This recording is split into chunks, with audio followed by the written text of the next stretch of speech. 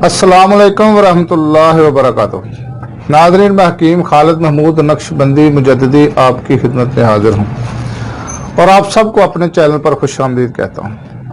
नाज़रीन, चैनल को सब्सक्राइब करें और बेल आइकन को ज़रूर दबाएं ताकि आपको हर रोज़ नई वीडियो मिल सके।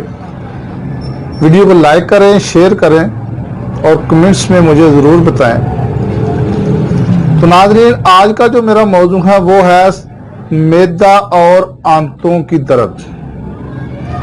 इसके अलावा कान और सर की दर्द, दायमी कब्ज हो या आम कब्ज हो, इन सब अमराज के लिए ये आज का नुस्खा बहुत ही अहम है और मुफीद है। इसको जरूर आजमाएं और इस्तेमाल करें। तो ये तो नाज़रीन आप जानते हैं कि दायमी कब्ज जो है वो इतनी जल्दी आदमी का पीछा नहीं छोड़ती।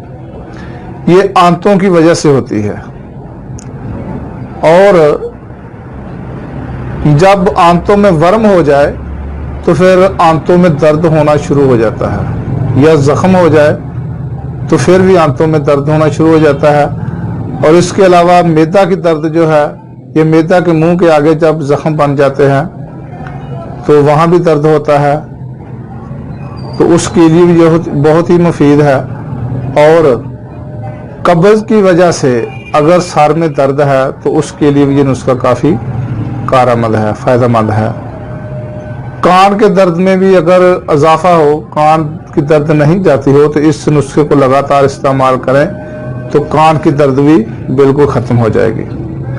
तो नाज़रीन नोट फरमा लें, नुस्खा जात जो है, सबसे पहले तो सुकमूनिया वलैती लेना है आपने, इसको मुतब्बर करना है।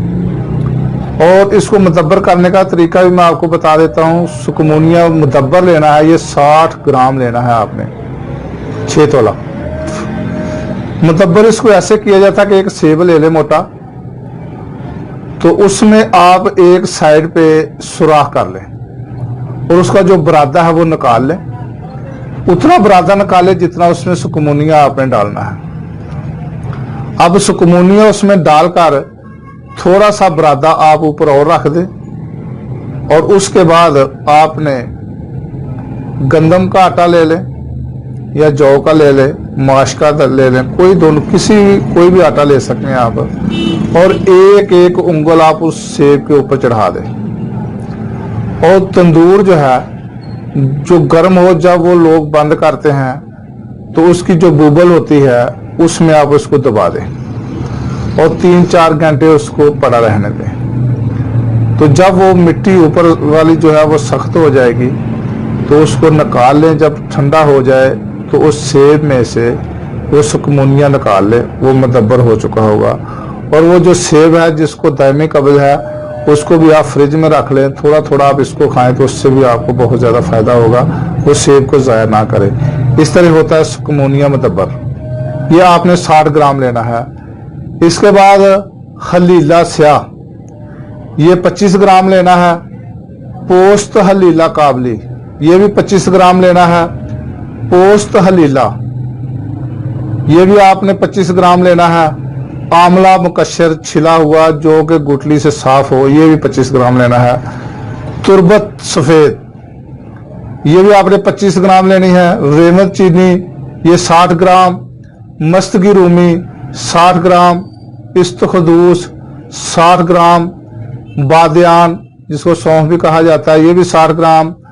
और रोगन बादाम शीरी, मीठे बादाम रोगन, ये आपने 15 ग्राम लेना है।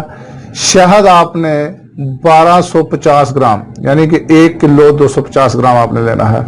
सतलबान जो है ये आपने 4 ग्राम लेना है। सतलबान जो है ये इसलिए डाला जाता है ताकि वो जो चीज़ें हैं ज़्यादा देर तक रहें, ख़राब ना हो। तो ये नाज़रीन चीज़ें हैं। तो इसका जो बनाने का तरीका है वो ये है कि मस्तगी रूमी को आपने अलहदा उसका सफूफ बनाना है, उसका सफूफ आप अलग रख लें। और हलीला स्याह, पोस्त हलीला काबली और पोस्त हलीला आमला, ये चारों चीज़ों का सफूफ आपने अलग बनाना है। इसके सफूफ को आपने बादाम रोगन जो है उसमें आपने इसको चर्ब करना है, यानी कि मलना है हाथों से, जो 15 ग्राम लिया है। और जितनी बाकी अद्वियात है उसका सफूफ आप अलग बना लें। ये 3 सफूफ अलग अलग हो गए। एक तो वो जिसमें बादाम रोगन डाला है और उसको मल के रखा है, हाथों से चर्ब किया है वो, और मस्तगी रूमी का सफूफ अलग है, और बाकी अद्वियात जो है उसका सफूफ अलग है। अब आपने जो जो सारी शहद है वो आपने आंच पर रख दे, और उसमें आपने जब वो गर्म हो जाए मैल वगैरह उतार कर उसमें जो दूसरा सफूफ है वो डाल दें, और जो चर्ब किया हुआ जो मला हुआ सफूफ है वो भी उसमें डाल दें।